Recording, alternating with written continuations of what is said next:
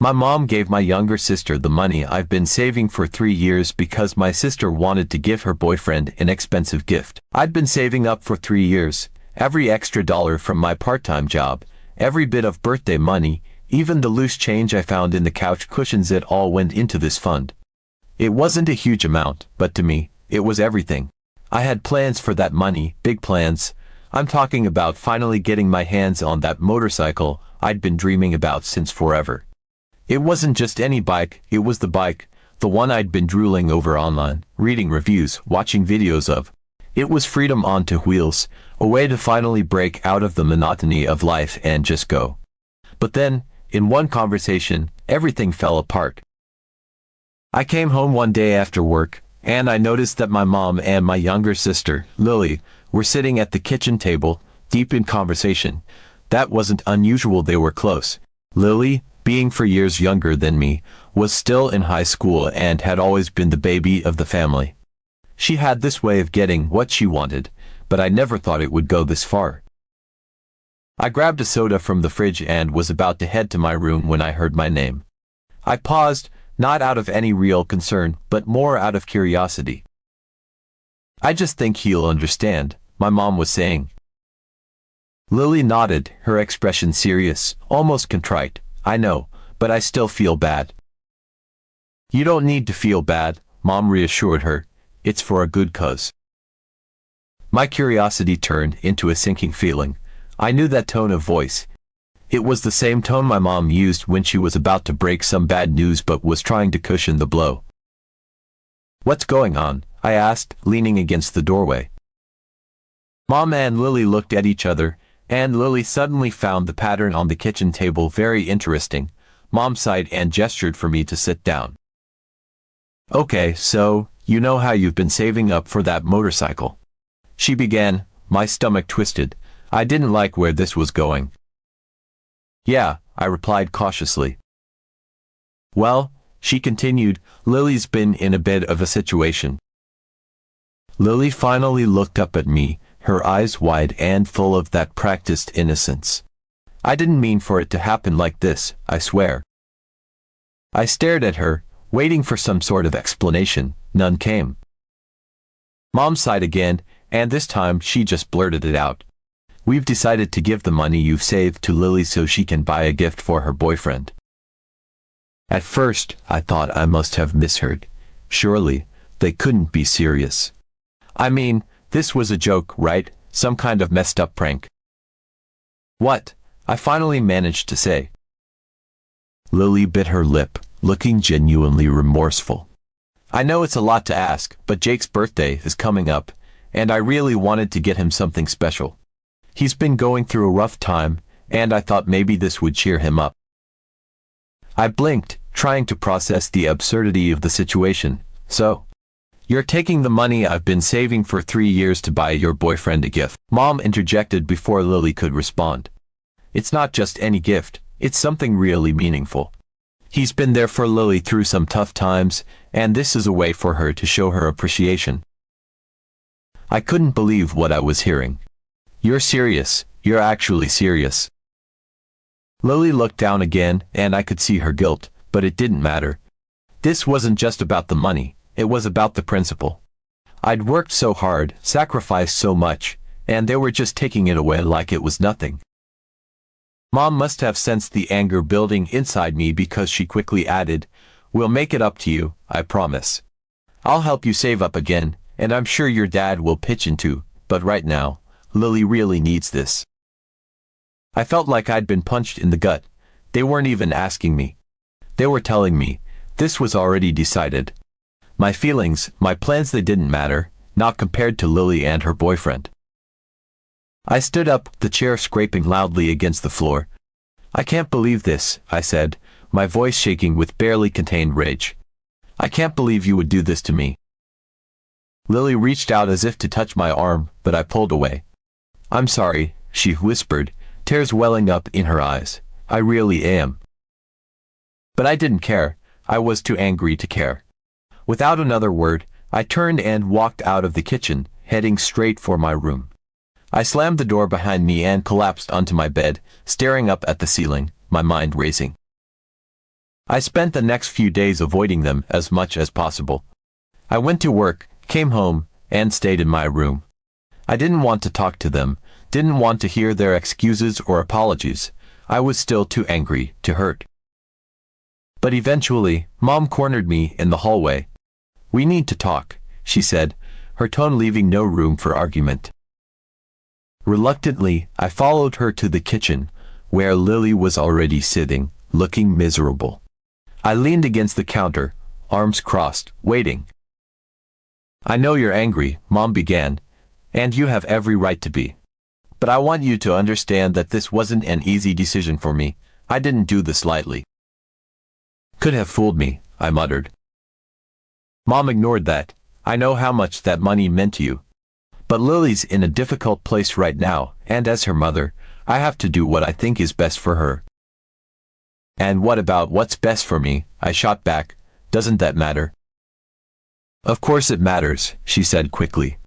"But sometimes, as a family, we have to make sacrifices for each other. I'm not saying it's fair, and I'm not saying you don't have a right to be upset, but this is what I felt needed to be done."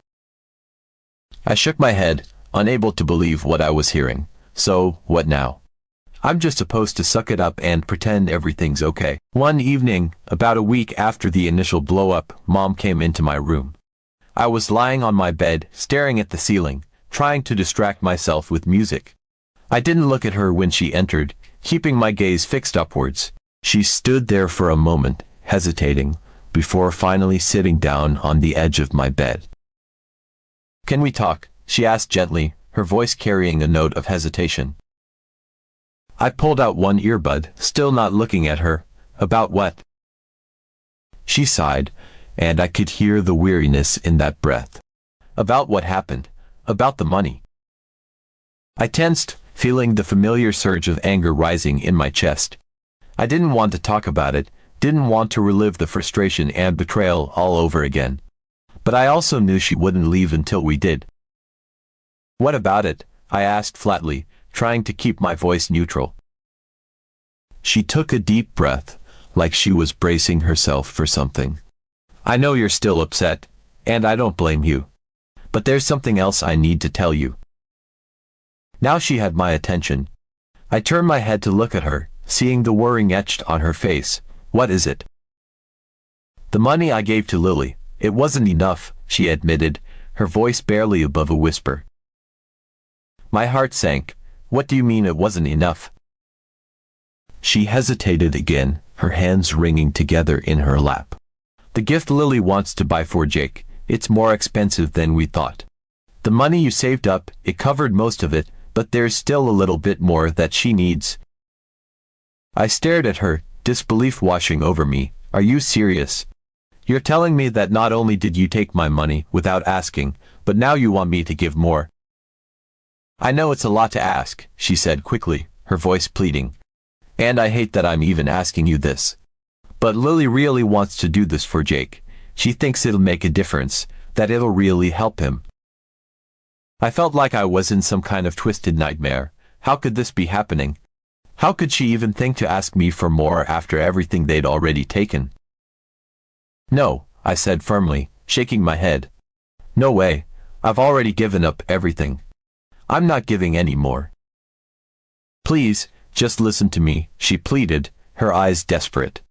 "I know you're angry, and I don't blame you. But this is important to Lily. She's been through a lot lately, and this is something she feels like she needs to do. If you just help a little more, we can put this behind us. I'll make sure she pays you back, every penny." Her words were like a knife twisting in my gut. I could feel my resolve weakening, not because I wanted to help, but because I was exhausted. Exhausted from fighting, from feeling angry and hurt all the time. Part of me just wanted this whole nightmare to be over, but another part of me, the part that had been so determined to save up for something I wanted, was screaming at me to say no. To stand up for myself, to not let them take any more from me. But as I looked into my mom's eyes, filled with that desperate hope, I felt that part of me slowly give in. "How much more do you need?" I asked, my voice hollow. Mom's relief was palpable. "Just a little more, maybe a couple $100. I know it's asking a lot, but I promise, we'll make it up to you." I closed my eyes, taking a deep breath. $200 wasn't a small amount for me, especially after everything they'd already taken. But I knew, deep down, that if I didn't give in now, this would drag on even longer, and I just wanted it to end. "Fine," I said, barely recognizing my own voice. "I'll give you the money, but after this, I'm done. I don't want to hear about it anymore." Mom's eyes filled with gratitude. "Thank you. I know this isn't easy for you, and I can't tell you how much I appreciate it. Lily will be so grateful." I didn't respond. I just nodded, feeling numb. Mom stayed for a moment longer, like she wanted to say something else, but then she seemed to think better of it. She stood up, gave me a small, hesitant smile, and left the room. As soon as she was gone, I felt a wave of regret wash over me. I knew I shouldn't have agreed, knew that I was only going to feel worse once the money was gone. But it was too late now. I had made my choice, and there was no turning back. The next day, I transferred the extra $200 to Mom's account. It felt like I was handing over the last piece of my dignity, the final shred of hope I had held onto. But I did it anyway, trying to convince myself that it was for the best, that this would finally put an end to the tension and the guilt that had been suffocating the house. But the truth was, it didn't, not really. Lily was over the moon when Mom told her the money was enough. She came to my room, practically bouncing with excitement, her eyes shining with gratitude. "Thank you, thank you, thank you," she gushed, throwing her arms around me before I could react. "I can't believe you did this for me. You have no idea how much it means to me." I stood there stiffly, not returning the hug, just letting her cling to me. Her joy was almost painful to watch. I could see how much this gift for Jake meant to her, how much she had pinned her hopes on it. But all I could feel was an overwhelming sense of loss. "You're welcome," I mumbled, more out of obligation than sincerity. The days that followed were a blur of forced smiles and strained conversations. Lily bought the gift for Jake, a high-end watch that she had been eyeing for months. She was so excited, talking nonstop about how much Jake would love it, how it would cheer him up after everything he had been through. I tried to muster some enthusiasm, tried to be happy for her, but it was like trying to light a fire with wet matches. Nothing sparked. The night she gave Jake the gift, she came home glowing with happiness. She couldn't stop talking about how surprised he was, how touched he had been by the gesture. It was everything she had hoped for, and more. But as she recounted the evening in vivid detail, I felt like I was listening to a story about someone else's life, something that had nothing to do with me. And maybe that was the hardest part, realizing that, in a way, it really had nothing to do with me. My sacrifice, my hard-earned money, had been used for something I wasn't even a part of. Something that I couldn't share in, couldn't enjoy. It was like I had been written out of my own story, relegated to the sidelines while Lily and Jake played the main roles. One evening, as I sat in the living room trying to lose myself in a game, Lily walked in, chatting on the phone with Jake. I could hear the excitement in her voice, the way she gushed about their plans for the weekend. It was all I could do to keep my eyes on the screen, pretending I wasn't listening. But when she hung up, she turned to me with that same bright smile she'd worn ever since she gave him the watch. "Jake wants to take me out to dinner this weekend," she said, her voice full of excitement. "He's been so sweet ever since I gave him the watch. I think it really made a difference." I didn't look at her. "That's great, Lily." She must have noticed the lack of enthusiasm in my voice, because she hesitated for a moment. "I know you're still mad at me," she said softly. "And I don't blame you, but I really am going to pay you back. I just need a little more time." This was the moment I had been waiting for, the moment when I could finally ask her about the money. I had tried to be patient, tried to give her the benefit of the doubt, but the more time passed, the more it felt like she was just stringing me along. I had to know where things stood. "When?" I asked, keeping my voice as even as I could. "When are you going to start paying me back?" She bit her lip, looking uncomfortable. "I don't know yet. I've been trying to save up, but it's been hard. Jake and I have a lot of expenses, and I haven't been able to put much aside." My frustration boiled over. "Lily, I gave up everything for you. I gave you all my savings, and now you're telling me you can't even start paying me back. She looked at me with those wide, innocent eyes, the ones that used to melt my heart when we were kids, but now, they just made me angrier. I'm sorry, she whispered. I really am. But I didn't think it would be this hard. I stood up, unable to sit still any longer. You didn't think it would be this hard. What did you think, Lily? That I would just hand over my money and not expect anything in return? That I would just be fine with losing everything? Tears welled up in her eyes, and for a moment, I felt a pang of guilt. But it was quickly drowned out by the anger that had been building inside me for weeks. I'm trying, she said, her voice trembling. I really am. But Jake needs me right now, and I can't just abandon him. Jake needs you, I repeated, incredulous. What about me, Lily? Don't I need my money back? Don't I deserve to get something for all the work I put in? She didn't have an answer. She just stood there, looking like a child who had been caught doing something wrong. And in that moment, I realized that she didn't have a plan. She hadn't thought any of this through. She had taken my money, spent it on Jake, and now she had no idea how she was going to pay me back. I headed straight to my room, not wanting to talk to anyone, not wanting to see anyone. But just as I was about to close my door, I heard Mom's voice behind me. Can we talk? I didn't want to talk. I was tired, frustrated, and emotionally drained. But I knew that if I didn't hear her out now, I'd only be postponing the inevitable.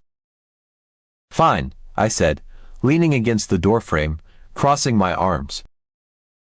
I know you're upset, she started, her voice low and cautious. Yeah, you could say that, I replied bitterly. I'm just a little upset that all my money is gone and there's no plan to get it back. She sighed deeply, the sound heavy with guilt. I understand why you're frustrated, but you have to remember that Lily is your sister. She didn't do this to hurt you. She did it because she thought it was the right thing to do. She thought spending all my savings on her boyfriend was the right thing to do. I shot back, unable to keep the sarcasm out of my voice.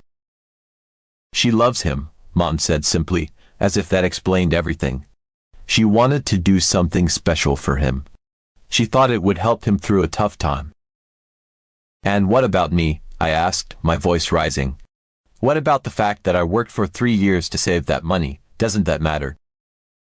Of course it matters, she replied, trying to keep her tone calm.